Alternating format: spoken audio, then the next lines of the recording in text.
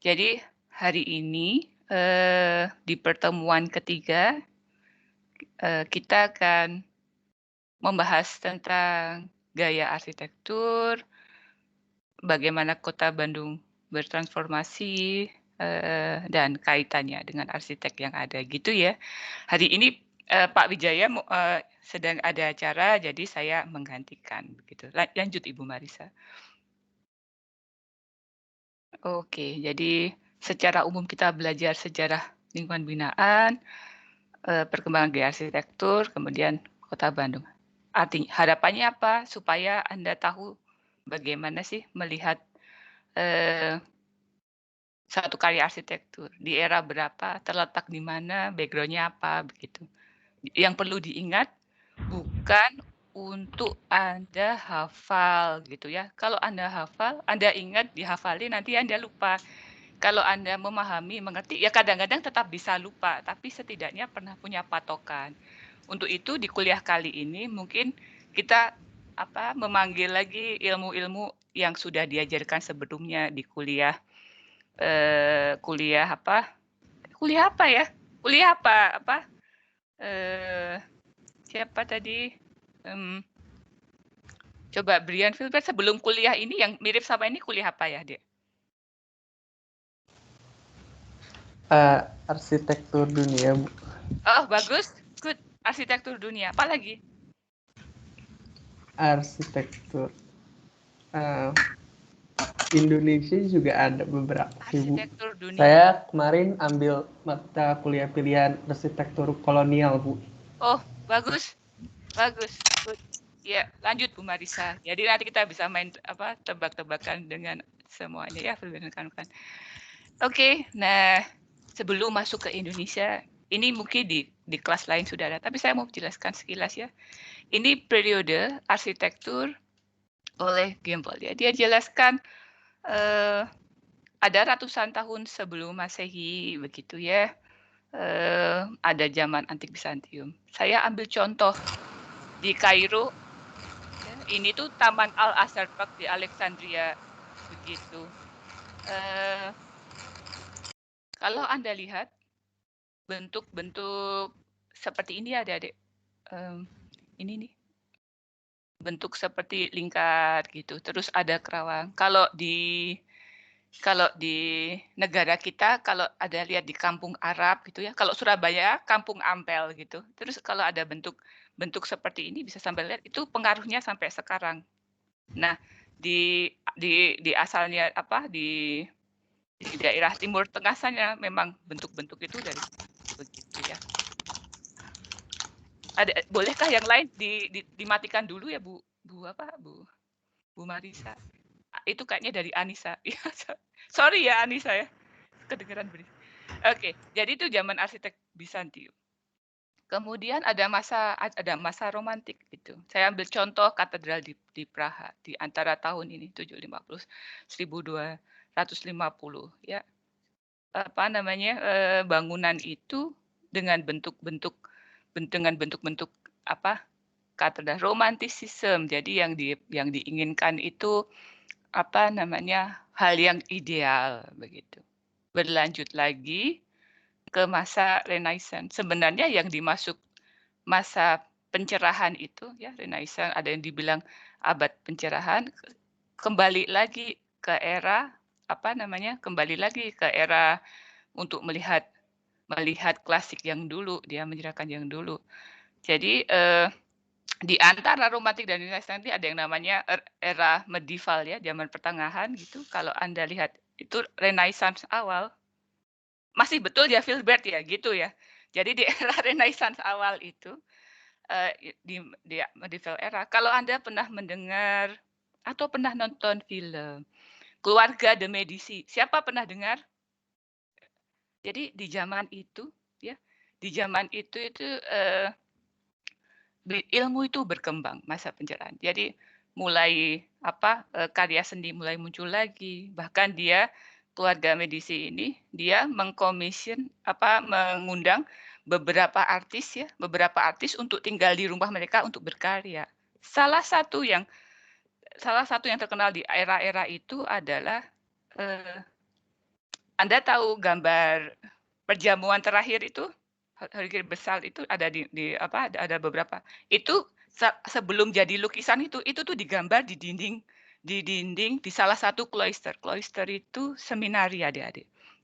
Jadi jangan dibayangkan painters itu ya, apa namanya, artis itu menggambar langsung langsung di kanvas. Ya ada juga langsung di kanvas zaman, tapi ada masanya dia memang dimuralkan di dinding. Dan bukan satu orang, dia punya banyak arsitek apprentice yang lain. Jadi di masa-masa itu memang masa apa semua hal yang baik jadi eh,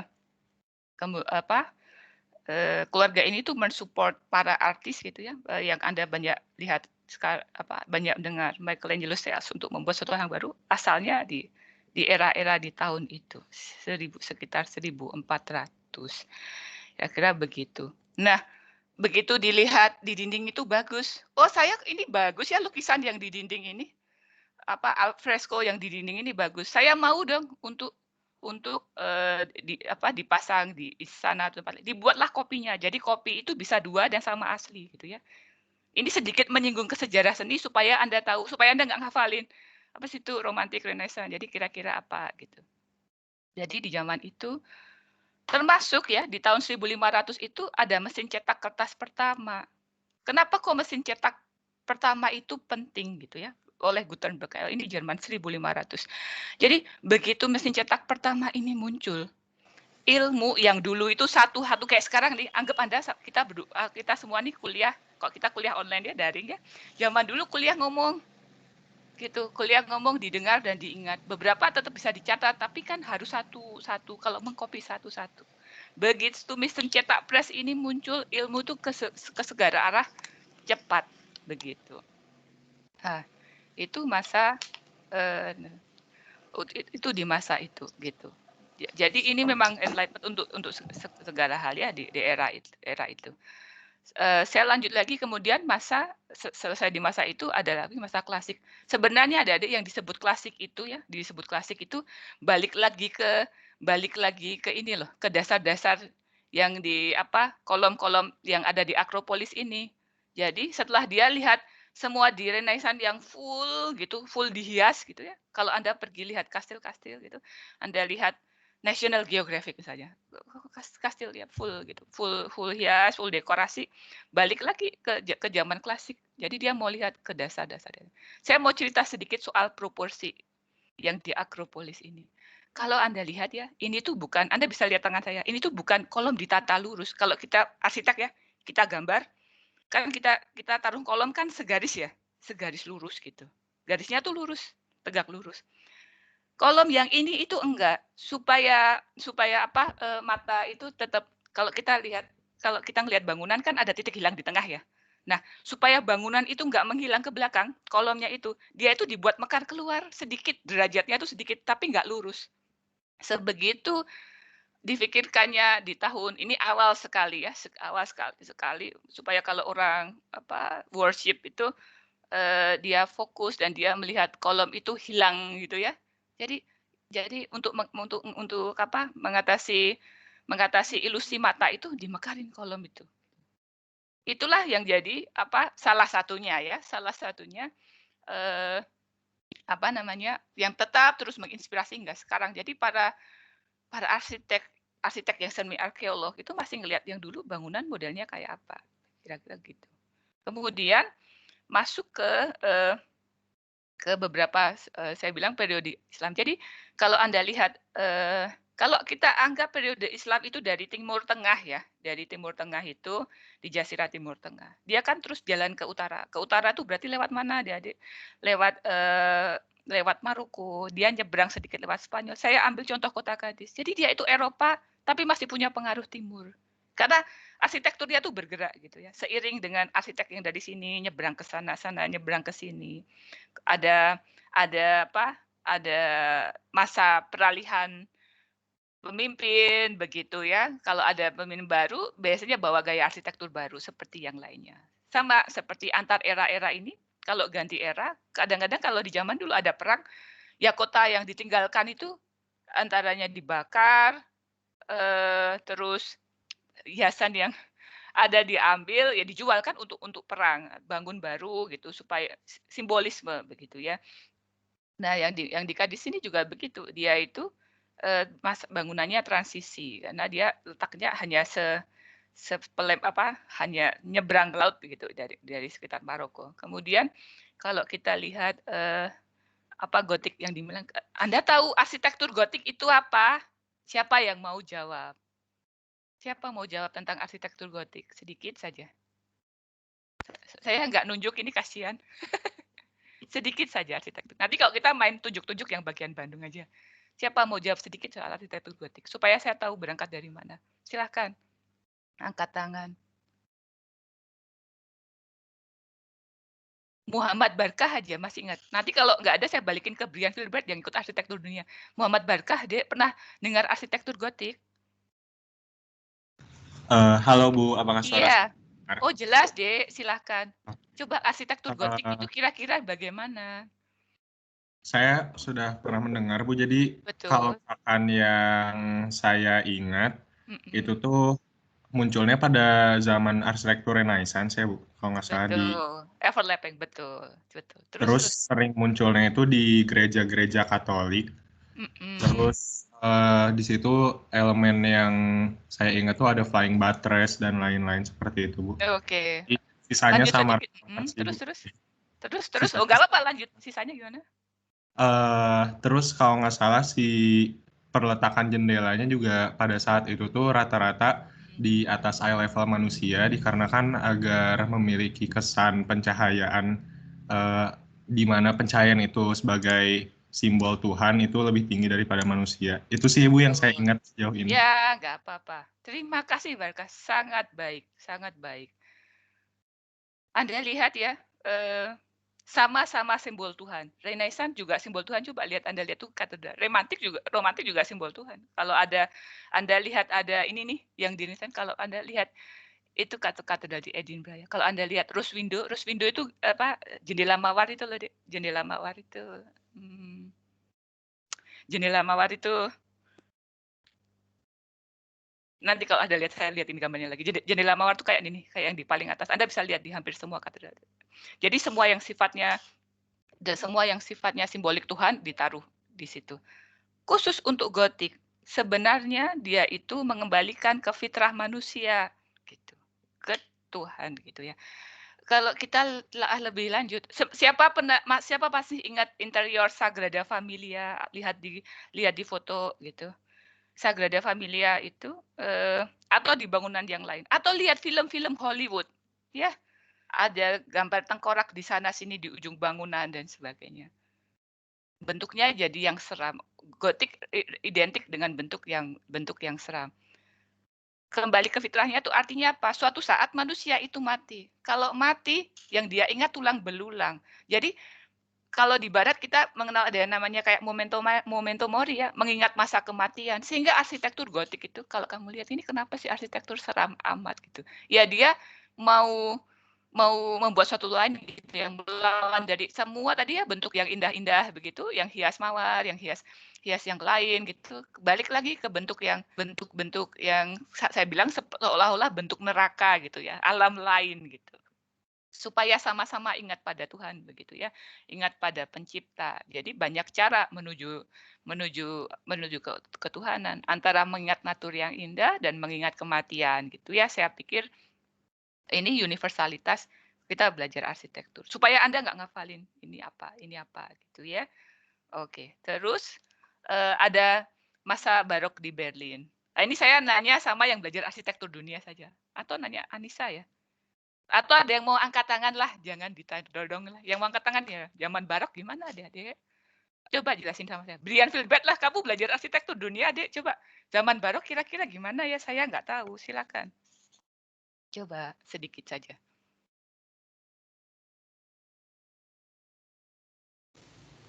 Iya Bu. Gimana zaman barok?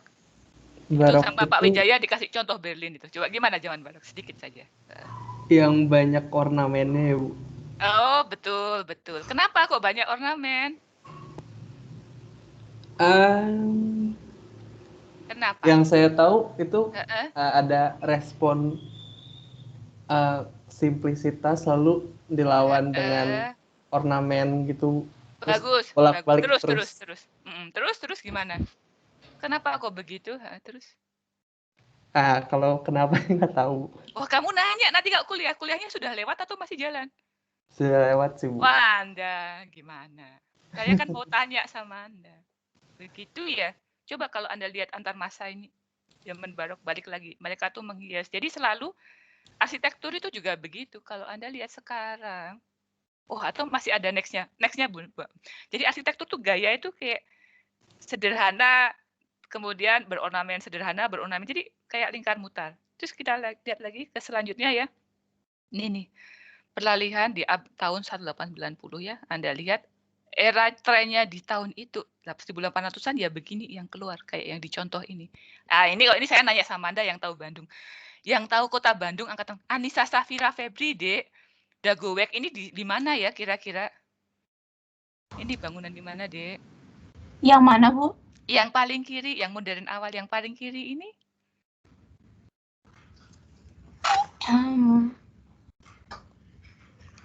Tempat di mana saya kurang tahu sih, Bu. Oh ya, tempatnya di Dago, tapi sekarang jadi apa itu ya?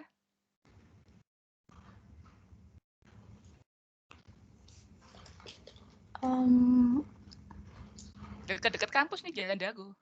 Oh ya, oke. Nanti deh. Yang tahu angkat tangan boleh yang tahu. Yang tahu?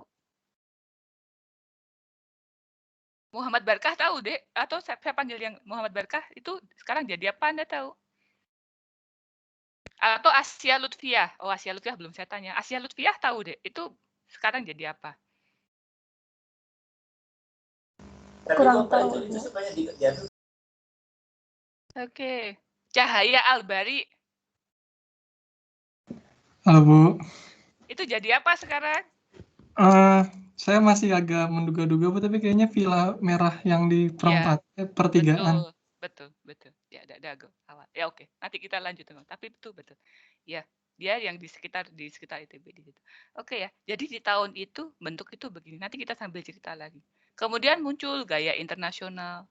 Di saat gaya internasional ini muncul, international style, semua juga mau bikinnya begitu. Langgam Amerika. Frank Lloyd Wright sedang berjaya. Semua arsitek juga kiblatnya ke sana. Kalau Anda lihat bentuknya ikut-ikut. Kemudian masuk lagi ke zaman arsitektur yang ini ya, pasca kemerdekaan, high-tech dan sebagainya. Oke. Lanjut Ibu Marisa. Kenapa kita nerangin ini? Kita mau membahas karya-karya arsitek. Nah, ini. Oke. Adik-adik, ini mudah ya, saya yakin Anda semua tahu. Sekarang angkat tangan. Siapa yang tahu ini di mana ini bangunan yang di ujung paling kiri? Siapa ini HM ya? Hafiz Muhammad, Dek. Yang paling kiri ini gedung apa ya kira-kira di mana?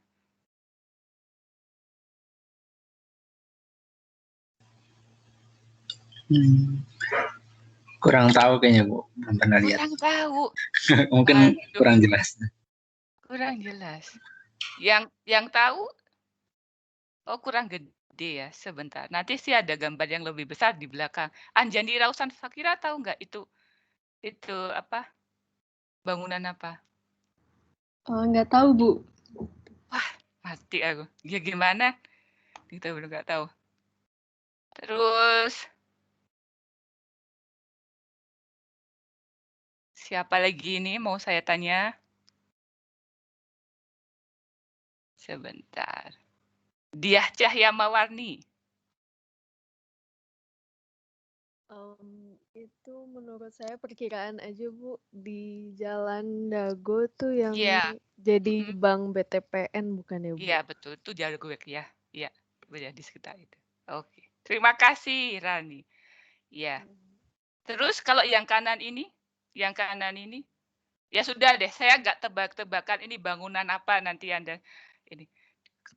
Anda tahu bedanya yang 1, 2, 3, 4 ya, semua bangunan-bangunan ini.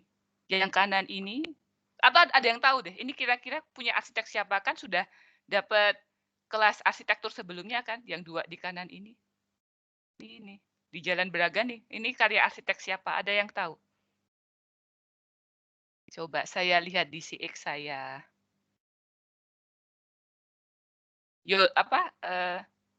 Ini nih, siapa namanya? Yasmin Rania, ini bangunan apa, Dek? Yang mana, Bu? Yang dua kanan atas ini, atas paling atas dan yang paling kanan pojok kanan, dua-duanya ini bangunan apa nih? Yang di Braga ya, Bu? Betul, iya betul. Braga punya Schumacher. Ya, betul. Ini yang di Braga punya Schumacher. Di bawah juga masih Braga. Tapi saya anggap Anda tahu ya, familiar dengan bangunan-bangunan ini ya. Dengan bangunan-bangunan ini. Oke. Tapi saya ingin ya dari semua bangunan ini Anda perhatikan. Bedanya apa sih dari ini ya, dari yang kiri. Kok ada yang begini nih. Terus kemudian ada yang punya Pak Schumacher tutupnya sedikit-sedikit begitu. Saya ingin Anda semua tahu, kita tadi kan menjelaskan periodisasi ya di slide sebelumnya ya. Ada model itu berganti-ganti. Jadi sebenarnya era bangunan yang lubangnya kecil-kecil begini, ini itu era arsitek yang lebih awal dari para arsitek yang sudah lebih tahu, yang lebih membuat atap yang dengan sosoran yang lebih besar. Artinya bangunan itu sebenarnya dibangun sebelumnya. Nanti sambil cerita kota. Oke, nanti kita balik lagi ke sini setelah saya cerita kota. Tapi setidaknya Anda tahu ya, Bandung itu awalnya kota perkebunan, gitu kan? Dia besar dari perkebunan. Sehingga bangunan-bangunan punya Pak Schumacher ini gunanya ya dia untuk menyimpan, gunanya perbankan di zaman, gunanya untuk usaha era kolonial di masa itu. Maka bangunan-bangunan itu dibangun terlebih dahulu daripada sekolah Anda di ITB itu. Fungsi-fungsi, karena dibangun lebih awal, dia masih ambil mentah-mentah gaya yang dari Eropa. Kan lainnya begini, ini kalau kena panas juga sengsara, di dalamnya lembab, pencahayaan sedikit gitu kan. Kalau Anda masuk gedung kuno, baunya itu sedikit lembab gitu. Kemudian, tapi saya janji ke Pak Wijaya nebakin Anda satu-satu ini. Ya sudah, saya lanjutkan sedikit. Hafid Muhammad yang tengah bawah yang hijau melengkung ini kan terkenal nih, ini bangunan apa ya?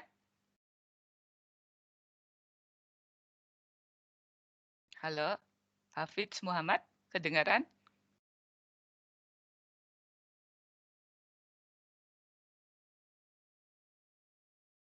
Wah, Hafid Muhammad lagi ke belakang. Saya tanya ke ini siapa? Kok sebentar, ada lagi. Sebentar. Saya ceknya si X sebentar.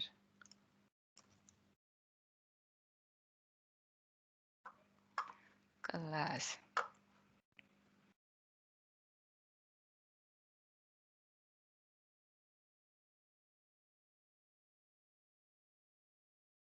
Amanda Aufa Khairunisa. Dek, Amanda, ini bangunan apa nih ya? Yang Iya, Bu, tengah, yang mana? yang ini. Kalau UTA nomor 1, 2, 3, 4, 5, 6, 7. Nomor 8. Jadi yang hijau di tengah, center tengah ini. Villa Isola ya, Bu, itu. Oh, oke. Sekarang jadi apa? Bentar.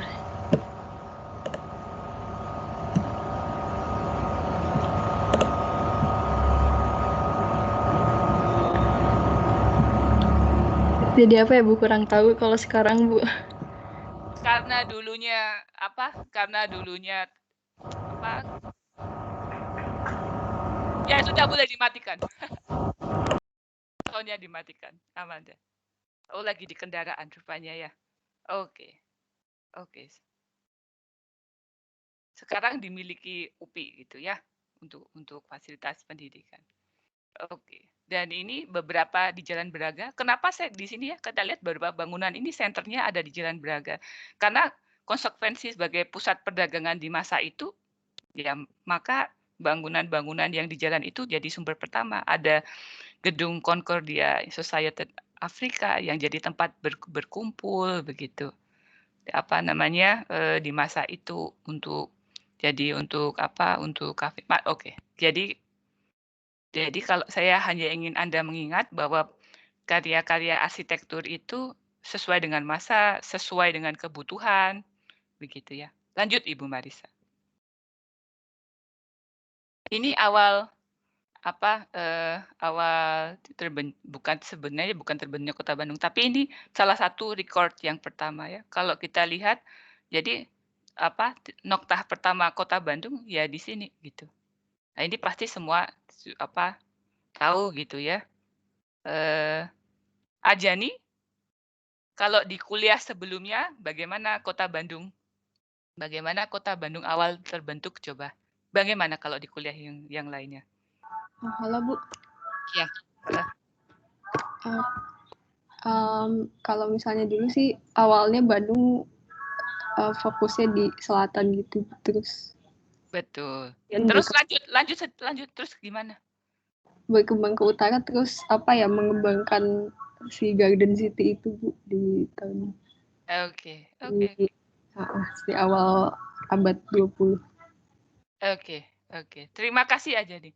Jadi sama seperti kota-kota lain di Indonesia ya, tentunya awal dari satu kota itu di area tradisional kita dulu gitu ya. Nah, yang di kita di area sekitar Dayakolot sana di selatan gitu. Seiring dengan karena maksudnya karena Kota Bandung yang dulunya perkebunan ya, itu dia perlu untuk mekar, usaha itu supaya jadi lebih lancar, transport perlu dibangun, ya. Maka kemudian kota itu perlu diperlebar gitu. Lanjut ke slide berikutnya Ibu Marisa sambil kita cerita. Kota itu perlu diperlebar dengan salah satunya dengan kalau yang terkenal ya jalan raya pos gitu ya dari ujung ke ujung. Tapi kalau yang masalah dari selatan ke utara itu memang yang kosong area di utara. Kalau Anda lihat ini ya, area-area yang ada angka Romawi ini distrik-distrik yang direncanakan oleh Belanda ya, yang tradisional. Masa penduduk masa itu yang ada di selatan begitu. Di selatan yang garis ini. Jadi Anda masih bisa lihat pattern tradisional, Anda bisa lihat bedanya dengan dia. Terus ini tadi dua bangunan penanda awal di kawasan Dago. Jadi dengan dimulainya arus ini kemudian ada berapa bangunan penandanya. Lanjut Ibu Marisa. Nah, saya melanjutkan yang pertama. Kalau Anda lihat tadi ya di bangunan 9 yang kita lihat contoh kotak-kotak itu kan ada bedanya ya. Ada bangunan yang gedung, kemudian kalau kita lihat yang utara tipologi bangunan villa. Kenapa tipologi bangunan villa? Ya karena untuk perumahan. Jadi kalau kantor itu yang misalnya di selatan, kosong kan di utara. Ya dia mulai tipe bangunan. Kenapa? Terus Anda lihat di sekitar kampus ya, terus Anda lihat rumah-rumah lama gitu ya. Depan ada bukaan yang cukup lebar, di belakang juga tipe rumah-rumah yang begitu ya memang dibangun untuk kawasan perumahan. Kenapa mulai dibangun kawasan perumahan? Anda lihat nih ya 1933 ya, bangun perumahan. Ya pada saat itu berarti boom komersial dari 1800 itu naik gitu ya sampai di awal 1900 ini seiring dengan naiknya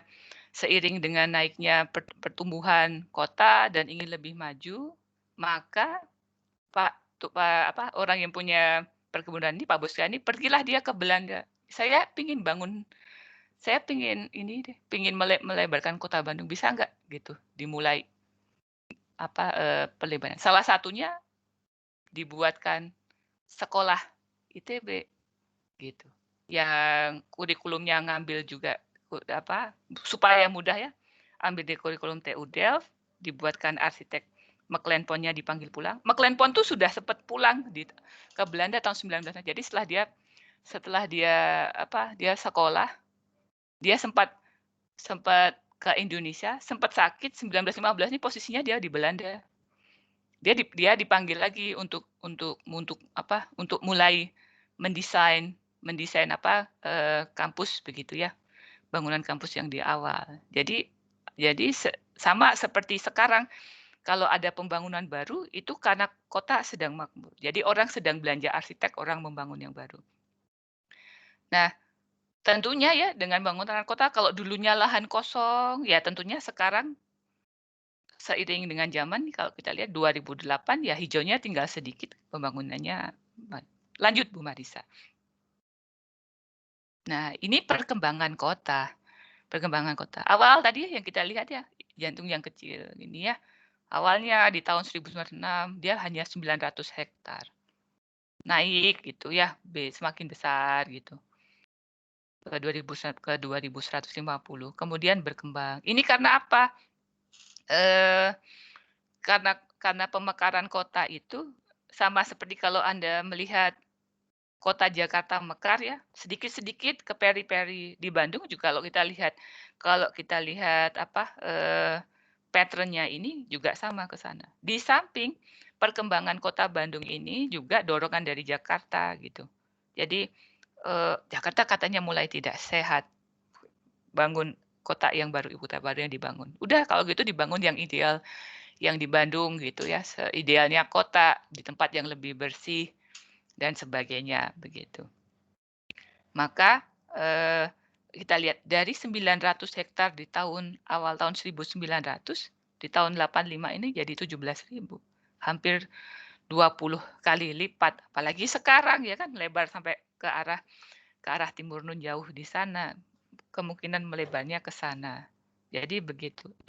Kenapa ini perlu diperlukan? Karena tidak semua kota itu mekar ya. Ada beberapa kota itu yang stagnan gitu. Stagnan atau bahkan turun gitu. Jadi tidak semua kejadian kota itu melebar. Lanjut Bu Marisa.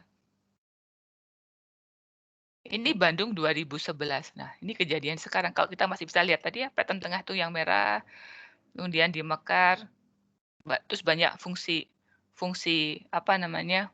yang lain muncul. Selalu ya, kalau kita masih ikut konvensi lama, lahan hijau ini biasanya kalah begitu. Tinggal sedikit nih. Tinggal sedikit kalau bisa lihat di mana-mana seiring dengan perkembangan baru begitu ya. Begitu. Merah ini biasanya dia dirancang untuk pusat pemerintahan, pusat niaga dan sebagainya. Jadi pusat pendidikan di yang merah gitu. Nanti kalau Anda belajar tentang kota ada klausul warna gitu ya Bu Marisa ya. Kalau yang ungu niaga misalnya begitu.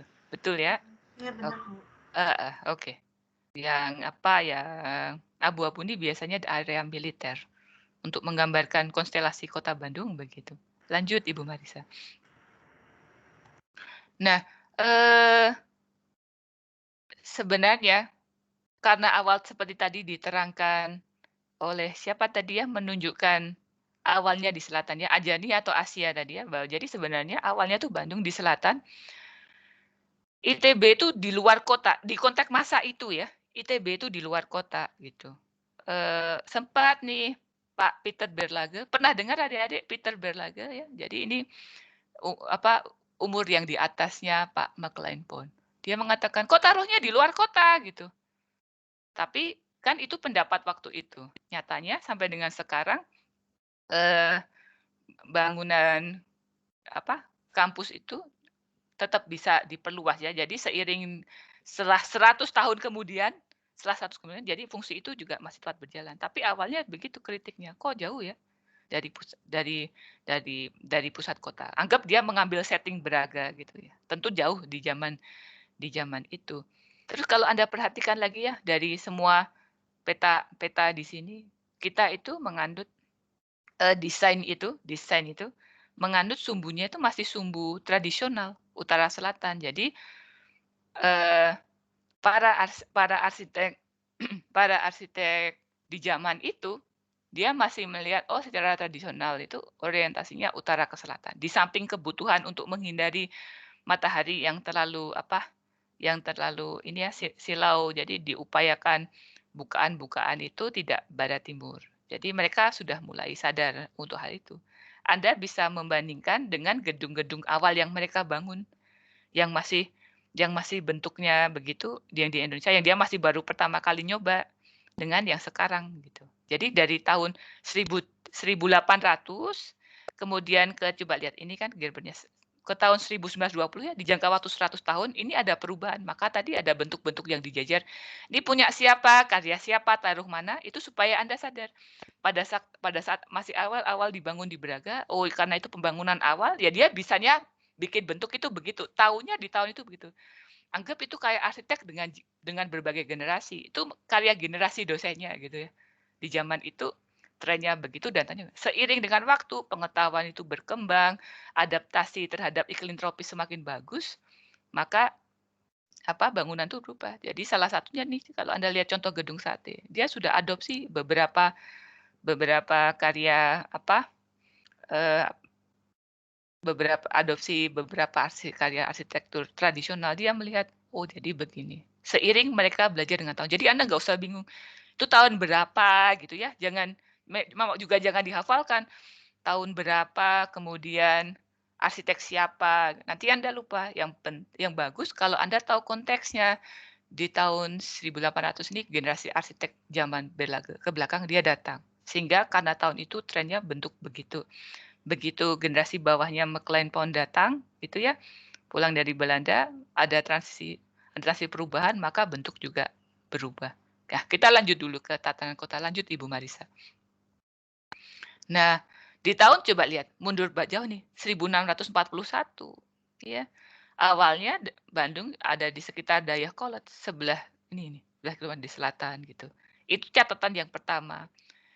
Kenapa tapi lokasinya di sana gitu. Anda tahu sekarang daerah itu kan kita bilang banjir gitu ya. Banjir. Sama seperti kota-kota tradisional lainnya, kota-kota di Pulau Jawa, orientasinya itu selalu karena kita bertani ya, penduduk tradisional itu jadi tanah Sunda, tanahnya subur. Nah, kalau dia bertani, yang dia butuhkan itu air. Begitu. Sehingga lahan-lahan tradisional pertama itu selalu yang paling dekat dengan sistem irigasi yang bisa dilakukan untuk pengairan gitu ya. Terus penandanya apa? Di beberapa tempat yang lain penandanya candi. Jadi kalau Anda lihat ada candi, kemudian ada sumber air gitu ya. Kalau Jawa kita sebutnya patirtan ya, tempat air, bisa jadi pemandian, bisa jadi sumber air. Itu sebenarnya menandai peradaban di masa itu. Gitu. Ini loh ada peradaban untuk selain tempat untuk worship, untuk beribadah, tempat itu juga menandai satu lokasi dibangun gitu. Gitu. Jadi kalau Anda lihat di tahun-tahun 1600 ke belakang ya, 1300, 1400 di zaman Majapahit, di zaman kerajaan di Indonesia, penanda-penanda itu akan selalu di situ. Nah, karena yang asal natif itu di situ, kalau ada pendatang logikanya bagaimana? Dia kan cari tempat yang kosong. Nah, yang dianggap kita kosong ya dia ke utara gitu. Pemicunya apa gitu? 200 tahun berikutnya ya di 1808 ini seiring dengan perlunya untuk mengangkut hasil bumi supaya lebih cepat ya, bikinlah jalan raya pos zaman Gubernur Dendels itu. Dia bikin jalan sepanjang itu supaya kalau dia mengangkut barang hasil bumi, baik semua dari hasil perkebunan teh, dari hasil gula, terutama gula ya, waktu itu pabrik gula waktu itu sama seperti emas gitu kalau di perdagangan barat sana, kira-kira begitu. Jadi untuk mengangkut gula ini supaya lebih cepat gitu, lebih cepat lagi gitu, dibuatlah jalur kereta api. Makanya kalau Anda lihat jalur kereta api kita ini dia melalui kota-kota yang kalau Anda lihat kok lewatnya jalur keretanya lewat situ ya. Ya lewat jalur perkebunan itu. Yang dengan memang orientasi yang berbeda seperti kota-kota Eropa yang dia menghubungkan center ke center. Kalau Anda lihat di kota-kota Eropa, yang namanya stasiun kereta api itu masuk ke tengah gitu ya. Terus orang dari stasiun kereta dia bisa jalan ke kota yang lain. Nah, di kita kayaknya orientasinya enggak. Dia taruhnya di begitu. Ya, gitu. Nah, balik ke tahun 1800, pusat kota terus semakin geser ke utara. Jadi ke area alun-alun Bandung yang sekarang. Begitu. Di tahun 1884 ya. Ini 50 20-30 tahun sebelum pembangunan ITB mulai nih dibuka jalur kereta api Bandung, Sukabumi, dan Bogor. Adik-adik, saya mengupload sejarah lama. Sayangnya di bahasa Belanda karena buku itu dari TU Delft, saya taruh di files Anda. Kalau Anda mau tahu lebih detail bagaimana kota Bogor dibentuk, arsiteknya bagaimana, Anda baca sendiri ya. Saya taruh di files. Jadi nanti kalau sambil Anda bikin tugas, Anda bisa cek itu arsitek siapa, konteks kitanya bagaimana, dan sejarahnya Anda bisa lihat dari buku itu. Lanjut Bu Marisa. Oh, di tengah-tengah ini Anda kalau mau tanya boleh. Nah, lanjut mana? Ya, oke. Jadi 1870 ini ada namanya seperti saya tadi bilang ya, perkembangan agraris yang pesat di Bandung, kemudian keperluan kota yang lebar, ada peraturan penggunaan. Jadi gini loh adik-adik, sebenarnya saya mau cerita background sedikit ya. Sistemnya kan bagaimanapun tanam paksa. Jadi tanaman itu dibuat yang bisa dijual komoditinya. Kalau rakyat waktu itu disuruh memilih, ya dia nanam jagung sama nanam padi lah bisa dimakan. Nyatanya kan enggak, beberapa dipaksa harus jadi komoditi. Kamu nanam tebu gitu. Begitu. Makanya juga ada masa-masa kenapa ya di zaman itu rakyat itu kelaparan ya karena tanam paksanya ini begitu. Dan hasil juga sebagiannya. Nah, karena ada tanam paksa ini kemudian lama-lama kan lama-lama juga seiring dengan kalah perangnya di Perang Dunia I ya 1900 mulailah terpikir yang namanya politik etis itu. Oh, kasihan ya rupanya kalau area terjajah itu dia kesehatannya kurang. Anda tahu kalau dengan diambilnya sumber daya segitu banyak ya untuk ke Belanda, rumah yang dibangun kan seadanya. Kalau Anda tahu dulu sempat ada wabah pes di mana-mana, itu karena bangunan itu bahan dasarnya bambu. Nggak ditreatment, nggak mana sempat di zaman itu dia cuma naruh bambu sehingga tikus itu bersarang gitu di antara bangunan-bangunan itu. Oleh karena itu sampai dengan sekarang mungkin masyarakat tradisional atau bambu itu dianggap kelasnya itu kurang ya dibandingkan yang bangunan batu dan sebagainya karena saya pikir juga sedikit ada trauma di masa lalu begitu. Bisanya bangun itu terus ada wabah pes dan selamnya. Tapi kalau Anda berpikir lebih jauh, ya kenapa zaman segitu bangunnya begitu, rakyat yang di pedesaan, ya bisanya gitu. Toh juga kalau mereka yang lebih kaya ya, Anda pernah lihat kan bangunan tradisional kalau mereka yang lebih berpunya, dia bisa tuh bikin rumah batu, lantainya tetap bisa lantai dan mejanya marmer ya. Punya orang tradisional, karena mereka punya. Kenapa punya rakyat yang lain bangunannya begitu? Nah itu kalau belajar lebih lanjut. Gitu ya. Kemudian dengan perubahan yang lain lagi ya di tahun 1900 ini sudah agak baru nih 1906 Bandung itu jadi kota praja Gemeente ya kota praja dengan otorisasi penuh ya seiring perkembangan tadi jadi kalau ada sumber daya kota itu boleh ada berdiri sendiri di 1914 Kementerian Peperangan ya dari Jakarta dipindah ke Bandung. Ada rencana memindahkan ibu kota lah waktu untuk supaya lebih ideal karena di sana ya banjir, ya wabah, ada juga ada kolera karena sanitasi buruk dan sebagainya. Tapi saya pikir juga kalau kita lihat kota lama Jakarta ya, mereka kan pendatang, ya bisanya bangun di dekat laut gitu kan. Ternyata banjir terus dia nggak bisa bikin sanitasi yang bagus gitu ya. Ya dia sakit gitu. Dilihat, oh itu bikin kota yang sehat, pindahinlah ke tempat yang tinggi. Jadi ada beberapa dasar-dasar logis begitu. Lanjut Bu Marisa. Oke, ini kampus ITB itu ya dibangun salah satunya sebenarnya selain dari bagian politik etis ya supaya wah kasihan nih kalau kita nggak punya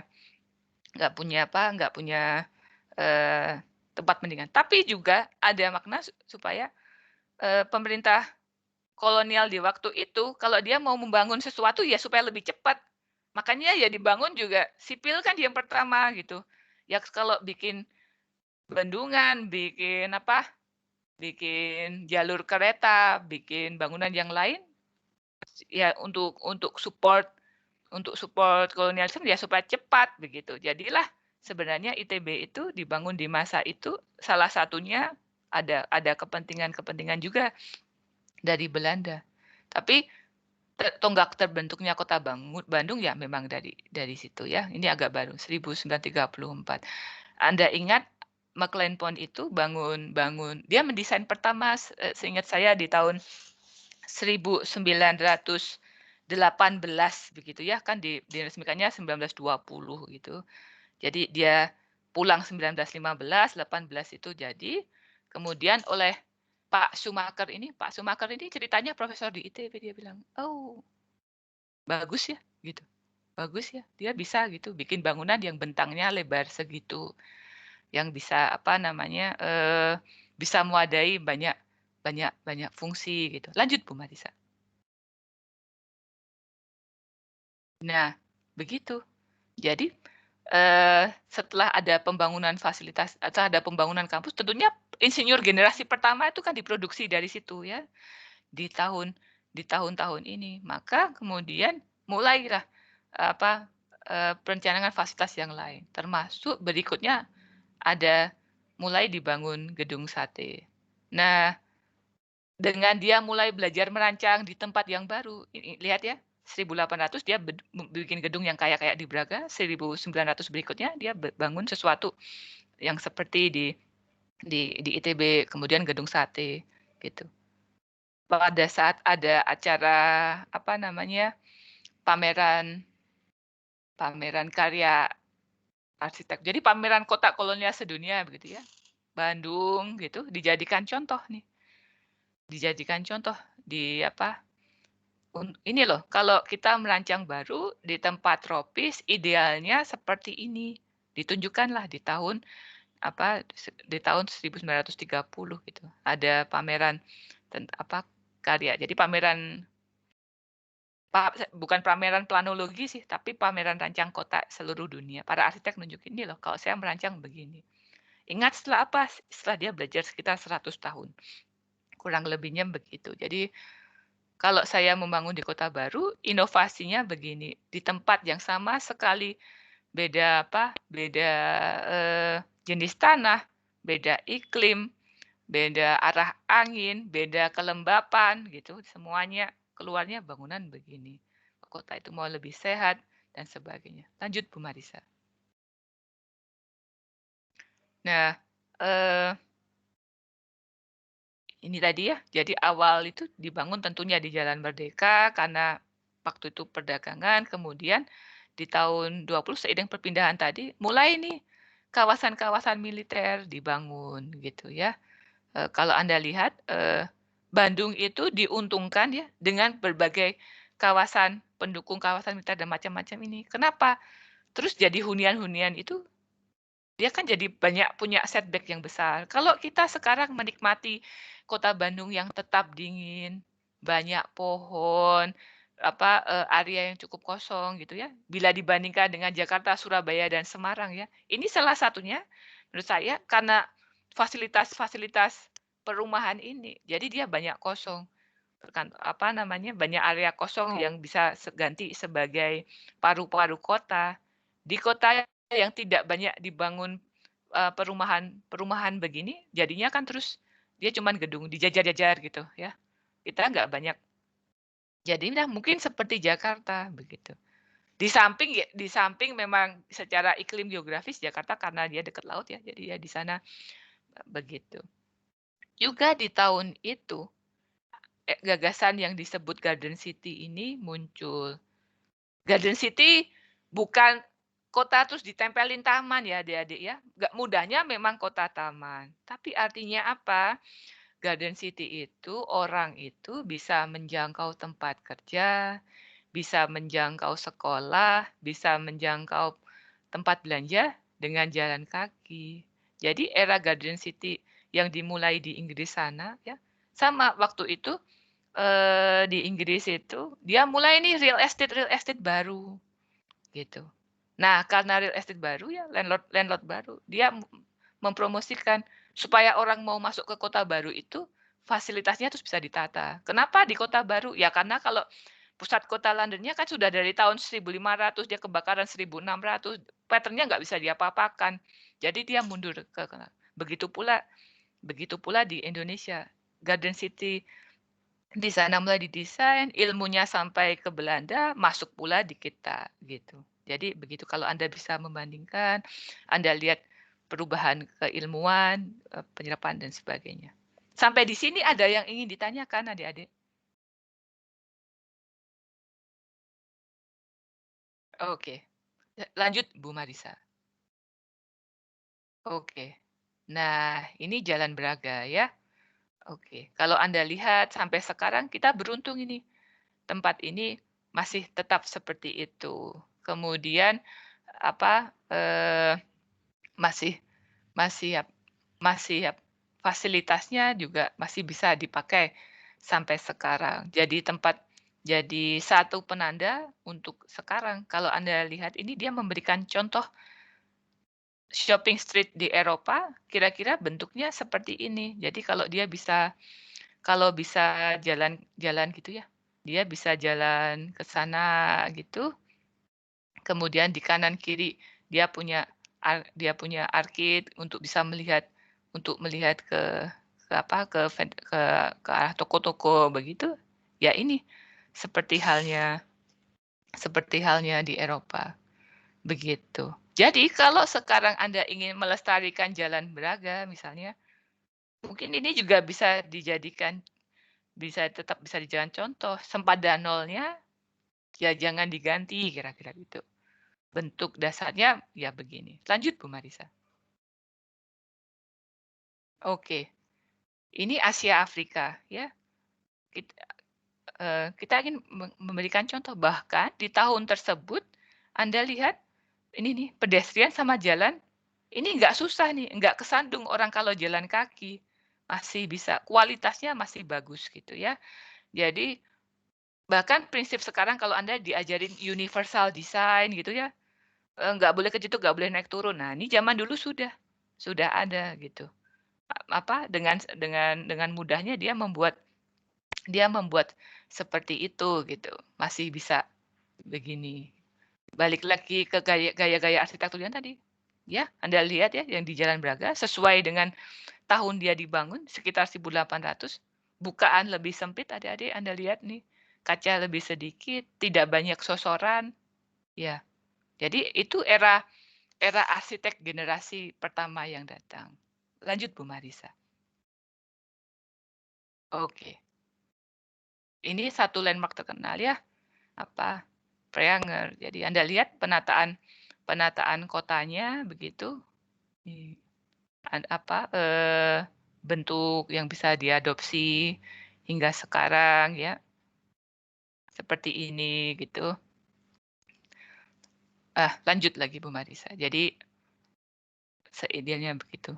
Nah, ini kawasan Simpang 5 Bandung. Jadi di zaman karena balik lagi mengadopsi karya arsitektur di sana, ada bangunan yang sifatnya penanda. Kalau ada Simpang 5 ya masing-masing bangunan diatur. Bangunan pojok diatur sedemikian rupa supaya kelihatan menengarai sesuatu. Jadi kalau Anda mau lihat di Bandung atau Anda lihat ke Belanda atau Anda lihat kota di Jerman atau Anda lihat kota di Brussel atau Anda lihat kota di mana yang agak baru ya? Pojok-pojokannya itu atau di Italia yang agak baru, pojok-pojokan didesainnya seperti ini. Hampir sama gitu. Jadi Anda bisa menengarai Anda di mana, tidak tersesat. Intinya kalau belajar kota kan begitu ya, kalau ada sekuen yang cukup, ada potongan. Jadi mereka tuh menaruh gitu prinsip-prinsip desain kota yang baik di situ. Begitu. Bukan berarti natif kita nggak bisa mendesain dengan bagus ya. Saya tidak ingin berbicara demikian. Dalam konteks ini saya ingin mengatakan mereka belajarnya dari kota yang dia lihat gitu di kota sekitarnya ya Amsterdam, ya mungkin dia lihat Brussels dan kota Eropa yang lainnya tempat belajarnya dia taruh di Indonesia model seperti ini. Kita di 51 sebelumnya kita juga punya pattern, tapi pattern kita sifatnya organik begitu. Pattern kita agak berbeda. Orientasinya untuk melihat apa Tengaran itu enggak sama ya. Tengaran itu landmark. Untuk melihat apa yang membedakan itu enggak sama. Barangkali vegetasi ya ditaruhlah pohon-pohon tertentu begitu untuk menengarai satu wilayah. Ditaruhlah apa ada orientasi istana dan tempat ibadah, ada masjid begitu ya, ada keraton, ada masjid. Itu tengaran kita gitu. Supaya Anda bisa membandingkan ya. Supaya Anda bisa tahu ilmu dua-duanya. Lanjut Bu Marisa. Oke. Jadi ini yang tadi ya, adik-adik ya. Jadi waktu ada gerakan modernisme di Eropa awal 20, selalu. Jadi karya arsitektur tuh ada yang baru. Dia belajar ada yang baru. Nah, di Eropa bikin, ditaruhlah, dicobakan itu di Indonesia. Tapi juga namanya dicoba ya. Tentunya ada yang sukses, ada yang enggak. Inovasi yang suksesnya ditunjukin. Mungkin barangkali ada beberapa juga sih mestinya yang tidak sukses kan mencoba ya. Lanjut Bu Marisa. Jadi memang di tahun 20 ke 40 itu apa namanya berubah. Nah, adik-adik, sampailah kita kembali ini. Mungkin di kuliah pertama sudah apa sempat kita lihat. Jadi yang namanya kita sempat tadi tengok di awal. Aula Barat dan Aula Timur ITB itu si Pak McLean-Pond ini dia nih yang kayaknya pertama kali ini sukses untuk menggabungkan apa karya arsitektur itu bukan bentuk yang dari Belanda, bukan bentuk yang penuh dari tradisional, tapi mix dua di antaranya. Begitu ya. Konstruksinya tetap konstruksi barat. Bentang dengan bentang selebar itu di pengetahuan Pak McLean-Pond ya, dia pakai apa? Dia sukses itu membuat bentang apa sedemikian lebar yang di saat itu belum banyak yang bisa bentang yang kosong 18 kali 30 itu gitu. Di masa sama yang 50 tahun sebelumnya biasanya kalau Pak Sumaker ini bikin kolom tuh 3 meteran gitu. Sekitar 3 meternya. Ini Aula Barat ini salah satu yang untuk berhasil. Sekarang saya tanya pertanyaan klasik, yang tahu bedanya Aula Barat dan Aula Timur? Di sebelah mana? Siapa tunjuk apa angkat tangan coba. Di mana sih bedanya Aula Barat dan Aula Timur?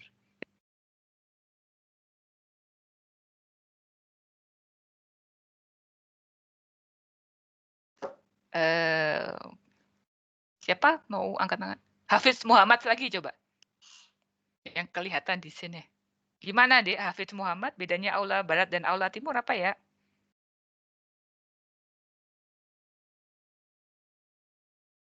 Wah, Hafiz Muhammad ini pergi nih kayaknya dari tadi kok nggak ada, dicatat aja Bu Marisa.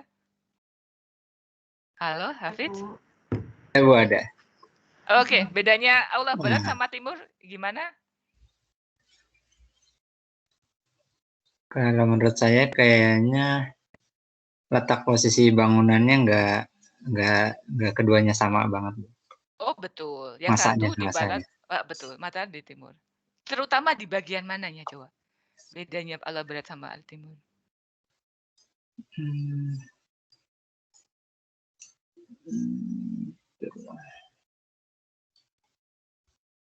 Saya jarang ke yang timur sih Bu, jadi kurang tahu.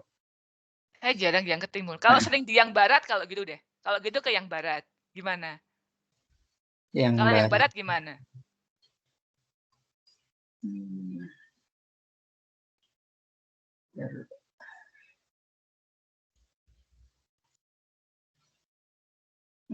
Wah, berarti ini Anda di kuliah sebelumnya lupa, belum diajarin apa lupa? Pasti sudah ada, nggak mungkin ini. Pasti yang namanya kuliah Aula Barat, Aula Timur ini sudah apa ya? Sudah hafal luar kepala. Semua dosennya bisa. Yang ngajarin pasti ngerti itu. Gimana, Hafiz? Iya, Bu. Kayaknya lupa, Sebelah Bu. mana? Apa ya? Yang ingat angkat tangan atau saya tunjuk. Angkat tangan yang ingat.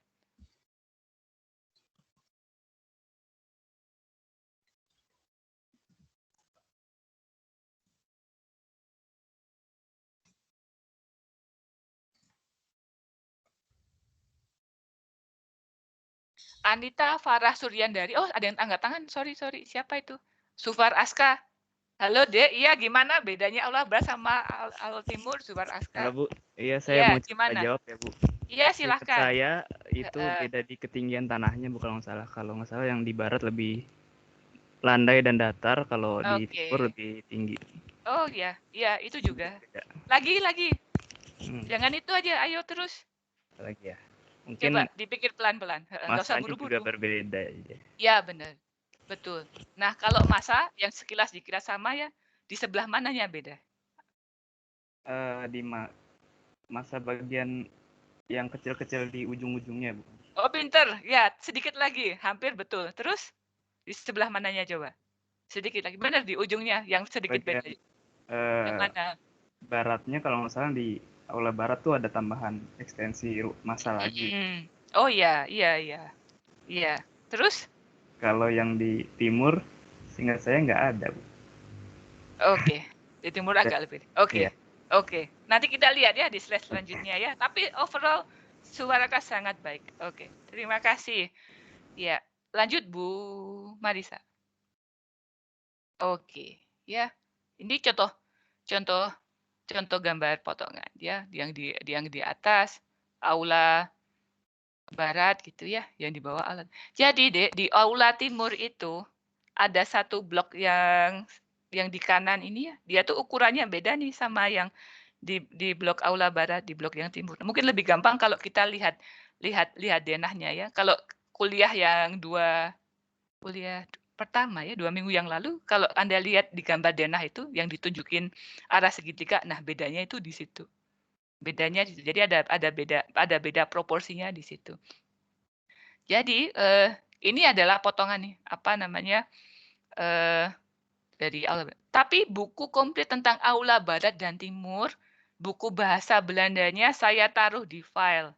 Ya, Anda tolong lihat termasuk semua detail tentang kayu, ukuran, bagaimana dia memasang, itu ada di buku, ada di file tersebut. Jadi sebagai yang bersekolah di situ, Anda baiknya ngerti itu ya, Aula Barat dan Timur, apa namanya, bagaimana awal dikonstruksi, apa yang dilakukan, idenya pertama bagaimana supaya dia bisa membuat bentang yang bentang arches sekian ini, bagaimana si Pak McLean ini dia enggak, materialnya harus lokal. Semuanya ambil dari kayu. Yang ini yang beda nih sama arsitek yang benar yang dulu mungkin lihat, oh kalau enggak ada ya mungkin sedikit impor gitu. Tapi dia enggak nih. Si Pak McLean dia untuk pertama kalinya bilang, enggak semuanya harus ada. Artinya apa?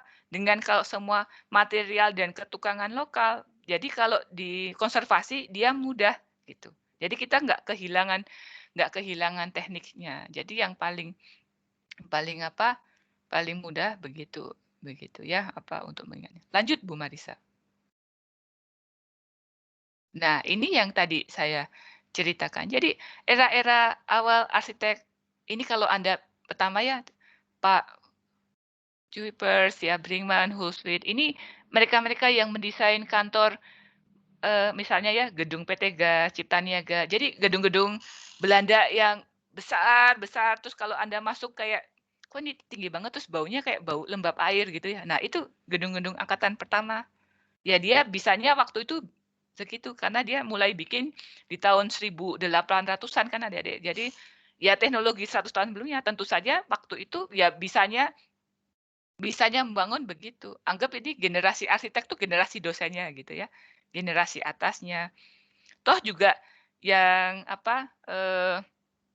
dengan adanya dengan adanya belajar lagi tentang teknik-teknik yang lama ke yang baru, maka arsitek generasi kedua seperti Pak McLenpon, Pak Schumacher gitu ya, Pak Karsten ini dia bisa belajar nih tentang yang dulu ini kalau ternyata ya kalau setebal ini dia susah. Ternyata kalau segini itu lembab, bukaannya kurang banyak.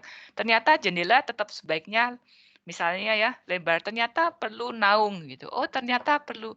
Ternyata kalau kita bikin basement nggak sukses. Yang hal-hal yang begitu misalnya ya di angkatan Pak Karsten, ini lebih tahu. Makanya kalau Anda lihat ada satu bangunan, ini bangunan yang dulu bikin siapa sih kok arsiteknya ganti-ganti. Nah, supaya Anda bisa menjelaskan itu ya jangan dihafal. Anda lihat aja periodenya. Pertama dibangun siapa, kemudian misalnya yang renovasi berikutnya oleh zamannya Pak Albers, terus direnovasi. Jadi pertama kali yang bikin Pak Schumacher, direnovasi Pak Albers itu karena Anda lihat tahun kapan munculnya. Mudahnya tuh begitu ya adik-adik. Untuk Anda punya patokan tentang ya karya arsitektur, Anda punya patokan gaya. Nah, kalau dia 1800, balik lagi ke tadi slide pertama, dia kira-kira ikut gaya yang mana? Ya berarti Anda lihat gaya-gaya arsitektur di tahun itu pasti ya mirip-mirip gitu. Kalau dia jadi 1900, ya pantas saja. Jadi gaya Art Nouveau, internasional sih ya karena di tahunnya itu perkembangan gayanya di situ, ikut di dunia. Gitu ya mudahnya ya adik-adik untuk belajarnya ya. Lanjut Bu Marisa. Nah, ini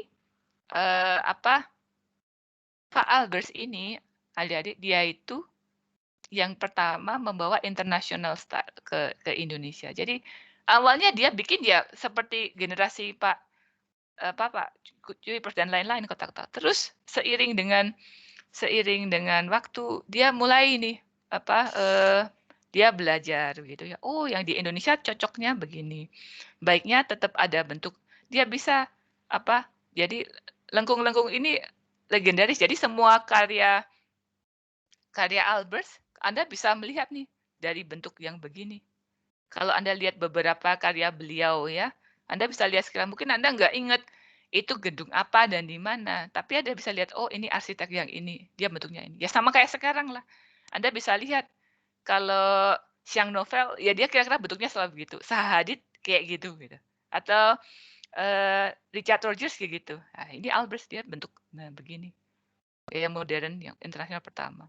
Ingat ya, jadi karena modern internasionalis, jadi sebenarnya bangunannya itu bersih, sederhana.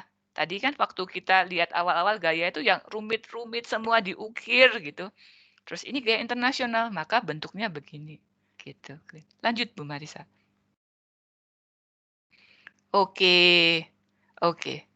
Nih tadi ya yang di gambar pertama waktu kita main tebak-tebakan tadi. Ini yang di mana gitu. Mungkin nggak kelihatan ya terlalu kecil. Tapi ini konsep tiga warna ya. Semuanya karya dari karya arsitek di zaman itu. Kalau Anda bisa melihat kemiripannya bahwa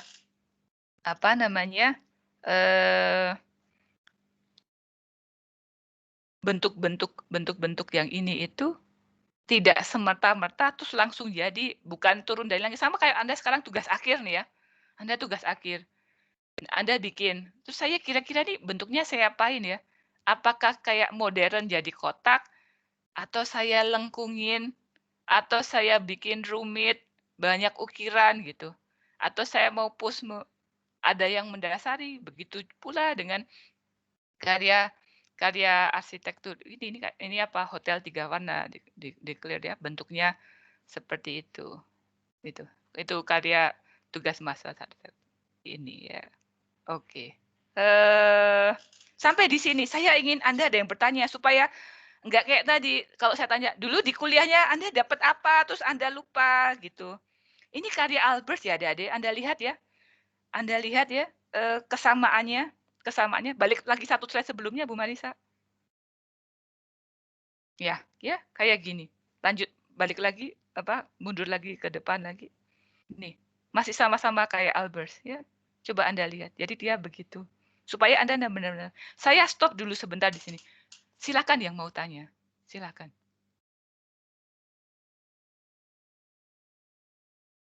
Supaya Anda mengerti, jangan sampai Anda kuliah ini terus dihafalin gitu ya, terus gimana. Jadi supaya Anda punya patokan gitu. Silakan.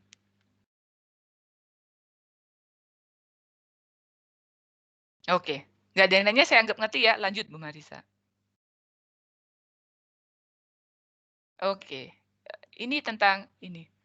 Jadi karena letaknya di situ ya, jadi selalu kayak apa? Kalau Anda lihat prinsip ini prinsip klasik dalam merancang. Bangunan itu tamu dari site-nya. Ya. Kalau dulu dosen-dosen senior gitu, bangunan itu tamu dari site-nya. Bentuk bangunan itu mengikuti site, merespon sekitar. Begitu pula bangunan ini.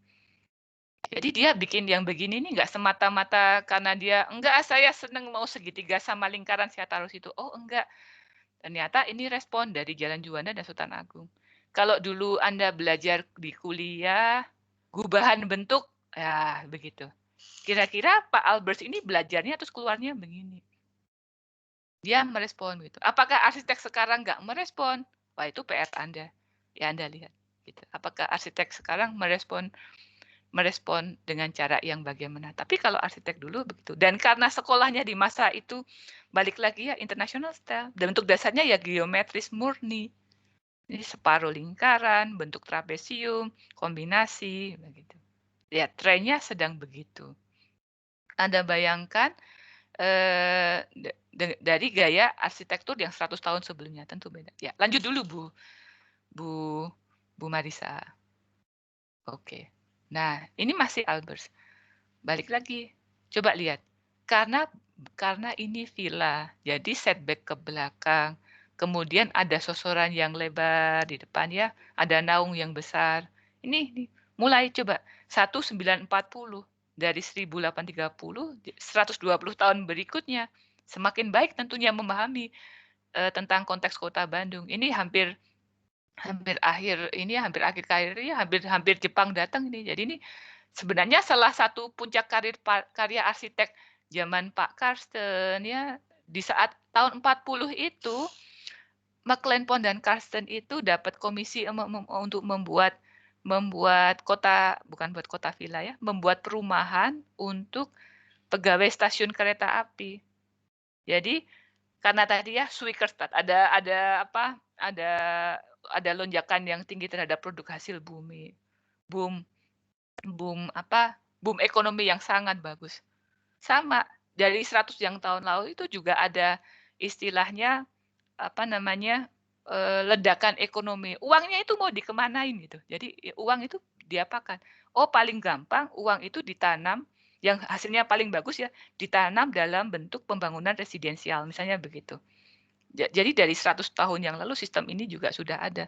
Maka dibangunlah rumah-rumah villa itu, baik di Jakarta, di sekitar seperti yang di Menteng dan sekitarnya. Kalau di Bandung berarti Villa Isola. Tahunnya sama ya 40. Kalau di Surabaya misalnya Darmo. Kalau di Semarang Candi. Gitu. Jadi supaya Anda tahu background-nya. Jadi Anda nggak bingung. Gitu, nggak ngafalin arsitek style, terus kenapa gitu ya. Kira-kira begitu. Nah, karena dulunya rumah, gitu. Karena dulunya rumah, jadi ya memang dia tidak didesain untuk komersial. Jadi kalau Anda lihat, kalau ditanya nih, arsitektur Belanda modelnya kayak apa? Ya beda-beda, lihat dulu. Dia itu jadi kantor, apa jadi rumah, ya tipikalnya kan tentunya beda. Jadi Anda bisa jawab begitu. Maksud saya gitu, ya. Lanjut. Oke. Nah, ini transformasi lanjut dari karya Albers. Jadi dia ini bangunannya itu semakin merespon gitu ya. Semakin merespon. Oh, kalau di Indonesia bentuk-bentuk yang cocok itu sebenarnya mulai seperti ini begitu. Gitu. Kita beruntung ya, ini kan sangat dekat dari ITB. Jadi Anda kalau jalan kaki Anda sambil lihat-lihat. Kira-kira waktu itu arsiteknya berpikir apa? Anda bisa pikir begitu. Lanjut Ibu Marisa.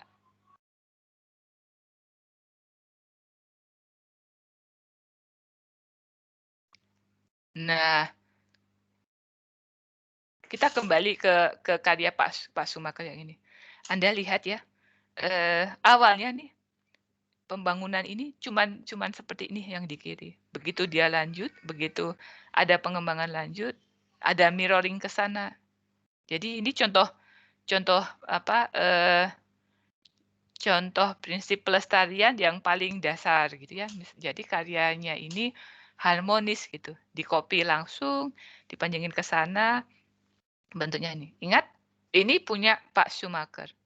Karena masih di era awal itu, jadi dia bentuk-bentuk yang dipakai nih modelnya begini. 1920 awal. Ada era Art Nouveau. Anda lihat ya sedikit. Nanti ya kita lihat detailnya. Lanjut Bu Marisa. Nah, oke. Oh, ini cara menunjukkan bagaimana bangunan itu merespon apa? Merespon lingkungan. Jadi kalau ada bentuk seperti ini, ada persimpangan ya cocoknya bentuknya yang seperti ini. Gedung pensil ini bukan semata-mata. Kan kalau kita sekarang ya bisa aja sih ditaruh kotak gitu. Misalnya ya suka-suka aja gitu. Tapi di zaman dulu dia mau respon, oh ini simpang 5. Dia mau punya arah radial supaya bisa melihat ke semuanya. Maka yang dibentuk adalah yang seperti ini. Begitu. Lanjut Ibu Marisa. Nah, ini perkembangan kasus awal di Cimahi. Jadi di Cimahi juga ada seperti ini. Jadi ada bukaan. Awalnya dia bikin bukaan dan atap curam. Tapi juga tidak terlalu sukses ya. Jadi juga bisa kehujanan. Kalau Anda lihat ya model rumah-rumah portiko kayak gini nih, kalau Anda lihat yang banyak itu kalau di Inggris. Kalau Anda lihat di film lah ya, Anda lihat di film. Anda lihat rumah-rumah di sana, rumah-rumah Inggris itu lebih banyak hujan daripada Eropa daratan adik-adik. Jadi dia sebenarnya juga gampang lembab. Dia senang sekali nih sama portiko-portiko. Ini dugaan saya rumah di tahun yang sama, dibangun di 1940 begitu. Apa namanya, ada bentuk-bentuk begini. Jadi di sana model begini, terus diadop di kita begini. Jadi mulai ada bentuk komposisi solid dan sebagainya ya. Lanjut Bu Marisa. Nah, ini perkembangan selanjutnya. Jadi setelah tadi mungkin tidak terlalu sukses dengan yang tadi ya banyak. Terus kalau mengadaptasi bentuk tropis, oh ternyata yang paling penting itu atap gitu. Bahwa atap itu harus melindungi supaya tidak benar. Oh sebentar, ini saya punya ide untuk bertanya. Saya lihat di absen sebentar ya. Anifa Farah Suryandari ada, Dek? Iya, Bu.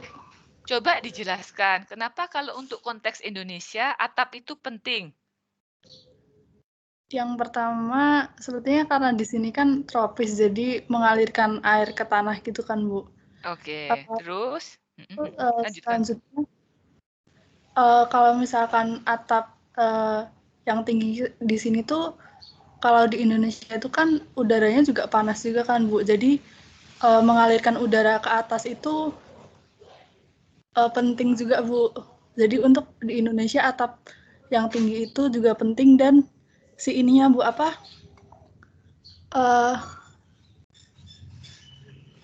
sosorannya di Indonesia ini tuh juga penting juga buat nadahin air hujan yang datang dari atas gitu sih Bu. Jadi nggak langsung kena ke dinding-dindingnya. Iya, bener. Bagus. Saya lanjut ke Amara Faza Rukmana. Amara ada? Iya, Bu. Oh, lagi di jalan ya? Halo, Bu. Lagi di jalan, Dek. Lagi di jalan. Halo, Amara. Oke, koneksinya putus. Thomas Handoko. Thomas Handoko, iya. Gimana, Dek? Melanjutkan soal atap? Iya Bu, jadi kalau atap memang iklim di Indonesia cenderung tropis, jadi penggunaan atap itu mungkin akan berbeda sama yang di Eropa gitu Bu. Jadi atapnya dibuatnya miring agar mengalirkan air hujan, juga sebagai tritisannya lebih panjang biar sinar matahari yang di daerah tropis itu nggak langsung meniraukan semua ke dalam bangunannya, Bu. Apa atap di Eropa nggak miring? Atap di Eropa miring, Bu, tapi tritisannya nggak panjang, tritisannya pendek pintar. cuma Iya, good. Ngerti. untuk pejalan kaki gitu, Bu. Iya. Oke. Kenapa sih saya nanya begini? Karena kalau kita lihat rumah yang sekarang kan tren ya, rumah itu rapi, bersih. Terus tuh tritisan dipotong oleh desain-desain yang sekarang. Saya berharap ya bisa sih tetap diatasi dengan ya kan didobel pakai teknologi supaya nggak bocor, terus dikasih pelapis anti air, terus ditambal dengan begini, dengan begitu. Tapi sebenarnya kalau miring itu mengalirkan air lebih cepat. Ya bentuk-bentuk ya nggak, ini supaya Anda kalau sedang mengerjakan apapun, karena sekarang tugas akhir, Anda ingat ya prinsip atap ini ya. Boleh di luarnya kelihatan kotak, tapi atap yang di dalam tetap harus diarahkan miring untuk dialirkan, misalnya begitu. Tetap baiknya diatasi begitu. Gitu ya. Ya bagus kalau masih ingat kenapa sebenarnya kalau di konteks Indonesia tuh arsitektur tuh ya atapnya itu gitu. Gitu. Kalau di Eropa dia juga pakai atap sih, juga sama-sama miring. Cuman dia memang tritisan itu nggak panjang ya, airnya kan dia sana sedikit gitu. Baiklah, kita lanjut dulu. Stop dulu sih, Mas, balik lagi kiri. Sorry, stop dulu. Saya mau sebenarnya di contoh yang ini, dia nih sosorannya juga kurang panjang. Anda lihat nih, pendek, masih terlalu sedikit nih.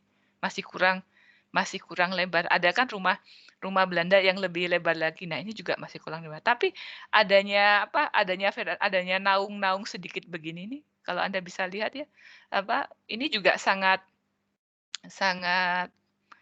menolong gitu,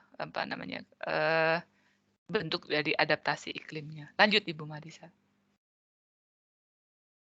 Ini bangunan ini setiap hari Anda lihat ini. Ini ya.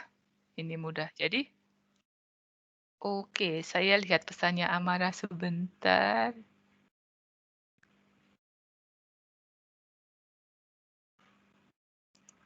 Oke.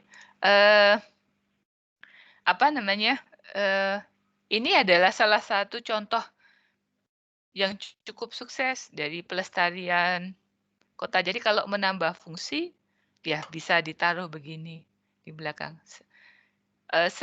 Ya memang sih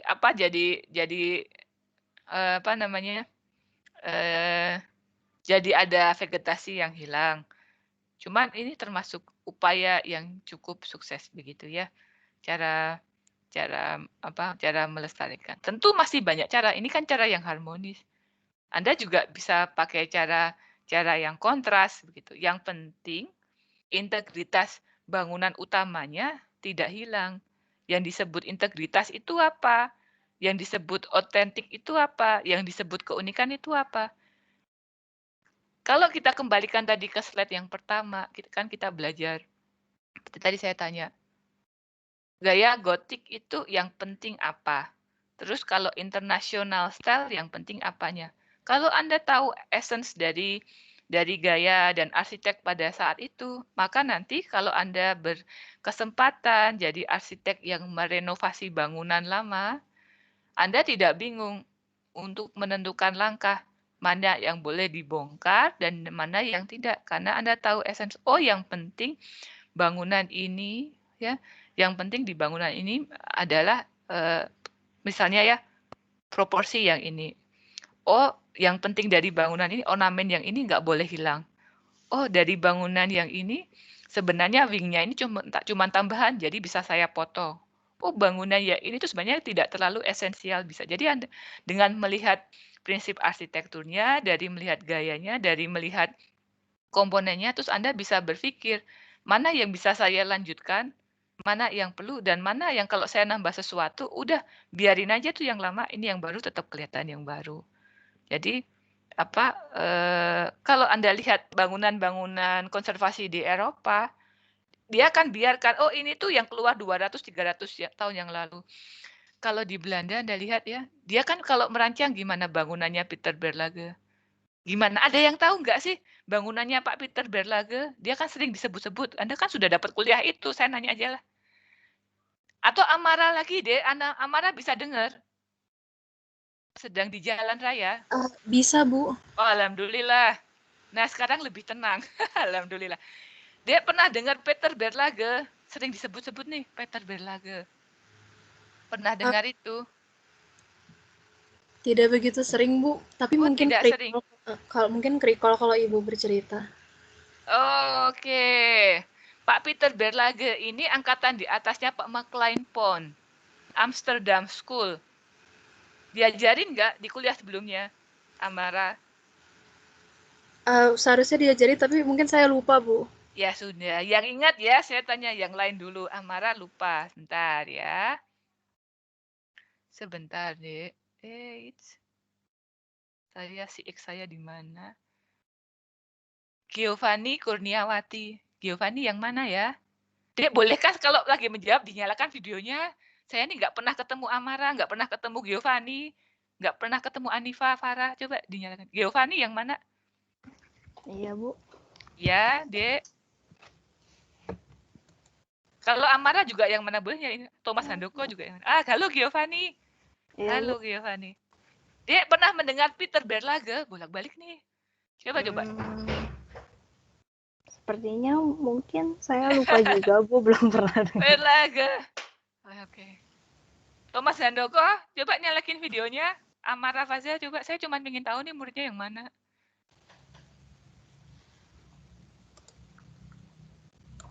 Wah, Thomas Handoko lagi beli minum. Amara Faza. Giovanni kalau gitu nyalain kameranya lagi. Oh, Amara Faza yang itu. Oke, good.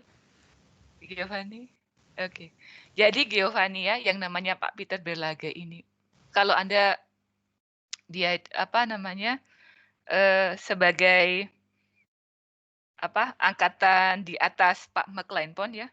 Kalau Anda bayangin itu kayak angkatan siapa ya? Anda diajar dosen siapa sekarang?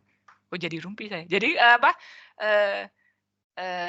misalnya angkatan Pak Iwan gitu ya versus sama angkatan Pak Iwan, Pak Ismet, terus Pak Sugeng Triadi versus angkatan dosen yang lebih muda macam Pak Andri gitu ya. Umur Pak Andri atau umur Pak Firman gitu. Jadi itu angkatan. Nah, kembali lagi ke Pak Petrus Berlage. Jadi di zaman itu misalnya ya kalau kita lihat bangunan di Belanda, di sana tuh cenderung pakai brick bata merah gitu ya. Tapi nyatanya toh yang di bangunan Indonesia enggak gitu kan. Kalau Anda lihat ke stasiun Amsterdam, terus Anda lihat di sekitarnya, Anda lihat rancangan yang bata brick merah. Nyatanya di kita enggak. Jadi gimana peralihan dari Pak Berlage kemudian masuk ke McLean Pond dan Thomas Karsten itu membawa membawa ilmunya sendiri gitu. Beda generasi, beda desain. Sebenarnya saya hanya ingin mengatakan itu. Di angkatan bareng sama itu ya, bareng di angkatan Berlage itu berarti Pak Cuipers tadi, kemudian yang angkatan bikin bangunan 1800, ya memang mereka belajarnya banyak lihat era arsitek Violet Ledick gitu ya. Dia ngelihat bahwa bangunan itu mereka tuh punya prinsip begini. Bangunan itu punya zamannya. Bangunan itu ada ceritanya. Bangunan itu punya soulnya. Kita kalau jadi arsitek nggak boleh merancang itu beda. Kalau mau perbaiki ya harus sama gitu. Istilahnya tidak sopan kalau tidak etis, bukan tidak sopan. Jadi bilang katanya ada etis yang harus kita ikuti gitu. Sehingga kalau kita ingat 2 tahun yang lalu saya paling senang kasih contoh Notre Dame kebakaran yang di Prancis ya.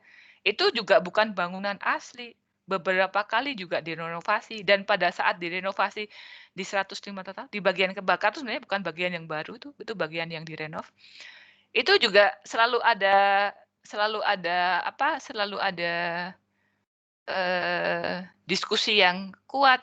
Direnov kayak balikin ke yang tahun berapa? Tahun 1500 apa ke tahun 1600 atau di kayak sekarang gitu.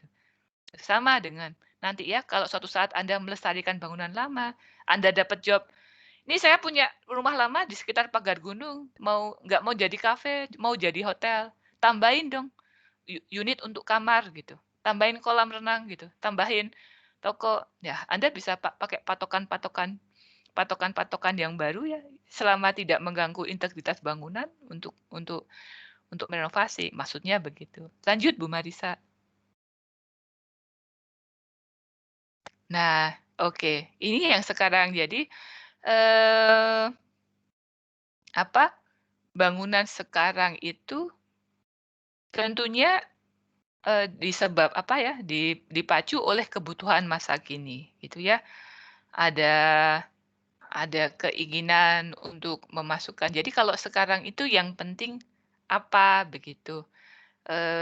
Misalnya nih di zaman Anda sekarang, ya sudah, semua bangunan ya harus terukur. Kalau saya memanfaatkan energi yang ada, saya ukur dengan mau dari pakai cara parametrik, mau bangunan itu setiap incinya saya ukur supaya dia bisa berdiri sendiri, supaya dia bisa energinya mandiri. Tapi karena masih baru nyoba, mungkin bentuknya ya belum bagus. Tapi itu tuntutan sekarang bahwa nggak bisa nih bangunan kalau nyedot listrik dari negara. Gimana sih bangunan ini supaya setiap selnya ini menghasilkan listrik? Nah itu yang terjadi di generasi sekarang. Jadi kalau ada beda gaya, beda perubahan, beda bentuk, terus kemudian ada yang bangunan itu ya hanya fungsional. Ada tuntutan-tuntutan yang terkait dengan kemajuan zaman yang tidak bisa kita hindari. Bahkan anggap aja kalau Anda lihat perubahan ya, TA zaman Anda tugas akhirnya dengan TA 10, 20, 30, 40 tahun Anda tentu tuntutannya beda gitu. Jangan bandingin TA zaman Anda sekarang sama TA zaman Pak Wijaya atau zaman Pak Apep gitu misalnya, atau TA zaman Pak Ismet, atau TA zaman saya, ya beda karena di tahun itu yang lepas yang sedang muncul juga apa gitu ya. Begitu. Jadi itu cara kita memandang cara kita melihat, cara kita menerapkan prinsip kontekstual beragam. Adik-adik kok Anda nggak ada yang nanya sih? Nanya dong. Coba saya lihat absen lagi. Ini Anda ngerti kan? Adelia Tionovita. Yang mana Adelia?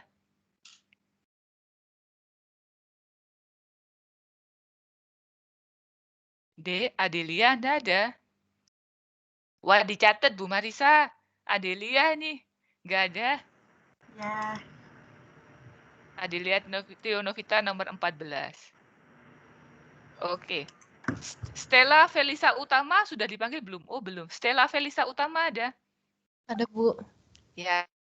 Yang mana coba? Saya ingin lihat Stella Felisa yang mana? Mohon maaf, Bu. Laptop saya nggak ada webcam-nya, Bu. Oke, nggak apa-apa. Kalau gitu nanya.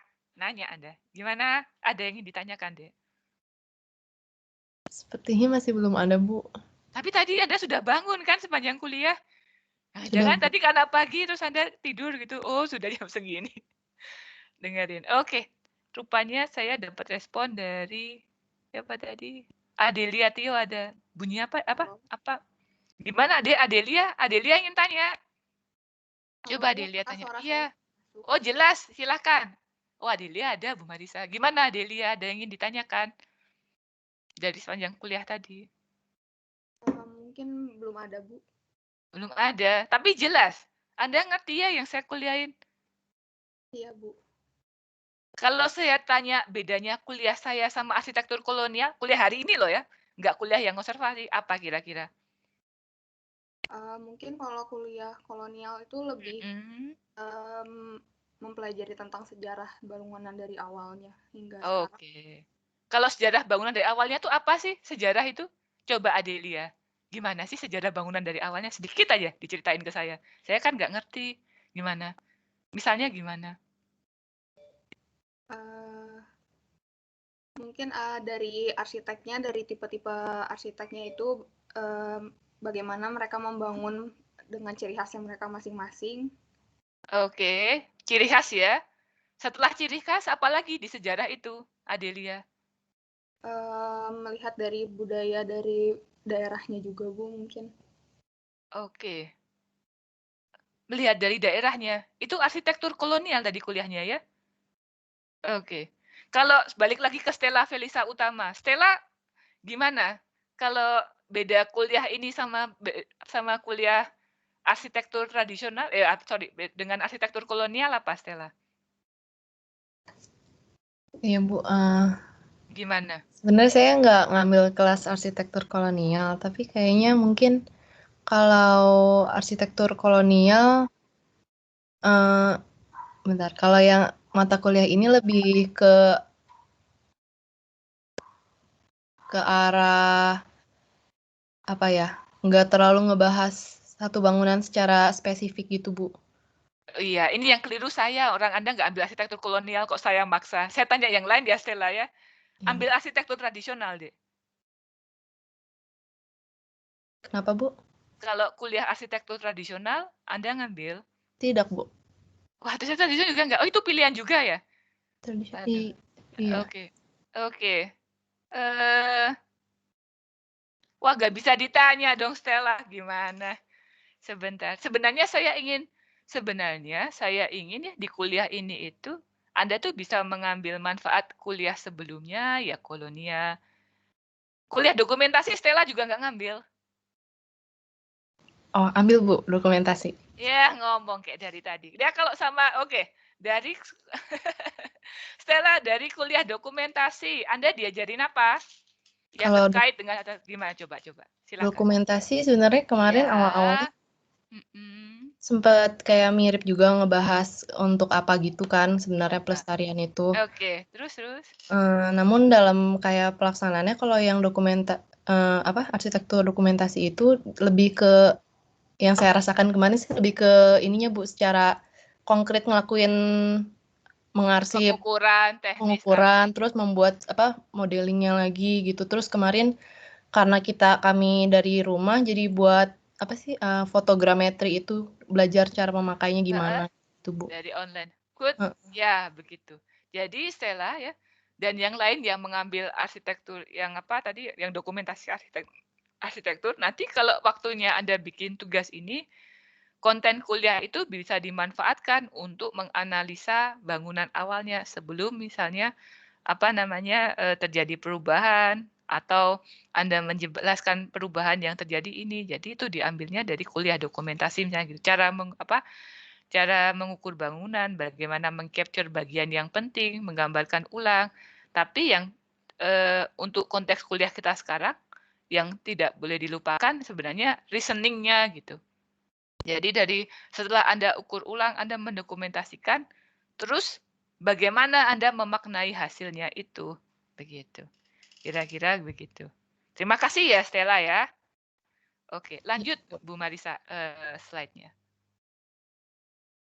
Oke, nah sehingga sebenarnya era sekarang globalisasi ini kita diberi kesempatan nih kalau membuat arsitektur yang lebih baru, yang kontemporer, ini bagaimana supaya bisa lebih baik. Jadi balik lagi ke arah sekarang ya, karya-karya Pak Albers, McLean-Pond itu semakin baik ya karena semakin ke tahun 50 itu mereka mengadaptasi apa yang perlu begitu. Jadi sedikit saya cerita McLean-Pond ya.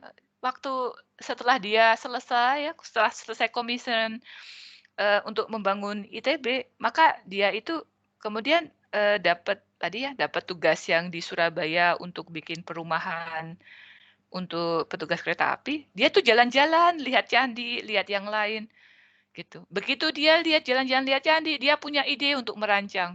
Oke, kalau gitu saya bikin gereja Postarang, bentuknya kira-kira lihat itu. Oke, saya bikin bentuk yang ini kira-kira lihat bangunan tradisional Indonesia. Saya lihat ancient kuno. Harapannya Anda sekarang kalau merancang tugas akhir, ya Anda bisa melihat ide. Tentunya saya nggak minta Anda lihat ide mentah-mentah kayak McLean-Pond. Yang saya inginkan Anda bisa bikin twist yang baru. Bisa ngambil ide essence-nya yang baru. Bukan Anda copy detailnya Pak McLean-Pond yang dia nge-twist dari tradisional ke karyanya dia, enggak. Tapi kalau Anda bikin tugas akhir gitu misalnya ya, Anda merancang, nanti Anda jadi arsitek, Anda bisa lihat, oh essence bangunan yang saya inginkan tuh ini. Kalau saya membuat yang baru, supaya enggak ngopi punya arsitek dunia, misalnya ya Anda pengen ngeluarin sesuatu yang dari Anda, berdasarkan kearifan lokal, Anda tahu caranya dengan lihat caranya McLean Pond ngambil gitu. Intinya tuh begitu. Lanjut Bu Marisa. Oh tadi sudah penutup, iya sudah. Persis jam 8.40. Saya akhiri ya. Terima kasih untuk semua kehadirannya. Ditutup dengan foto Jalan Braga zaman dulu. Anda perlu ingat, bukan berarti saya minta kota Bandung balik ke zaman dulu karena lebih bagus kayak ini ya. Tapi saya ingin Anda menangkap esensi. Kalau ada yang dari yang dulu bagus tuh Anda bisa ambil sekarang. Kalau sekarang ada yang lebih bagus ya Anda terapkan karena dengan cara itulah bangunan lama itu bisa berkembang dan kota itu bisa mekar dengan sekarang tuh ya karena ada yang baru. Kalau ada salah-salah saya mohon maaf ya. Saya akhiri kuliahnya. Oh, tapi sama Bu Marisa diminta foto bersama. Wassalamualaikum warahmatullahi wabarakatuh. Diminta foto bersama katanya gitu. Belum Bu, nanti aja kalau ada Pak Wijaya. Oh gitu. Tapi kalau gitu nyalain kameranya supaya bisa di print screen. Gitu aja gitu. ya. Oke. Silahkan. Meskipun saya tetap bisa recordnya di MS Team ya, tapi cobalah. Apa untuk di akhir kuliah sebelum ada kuliah TA. Bolehkah dinyalakan kameranya kalau yang masih ada supaya kita bisa difoto sebentar. Terima kasih ya Giovanni, Delia, Sufar Aska.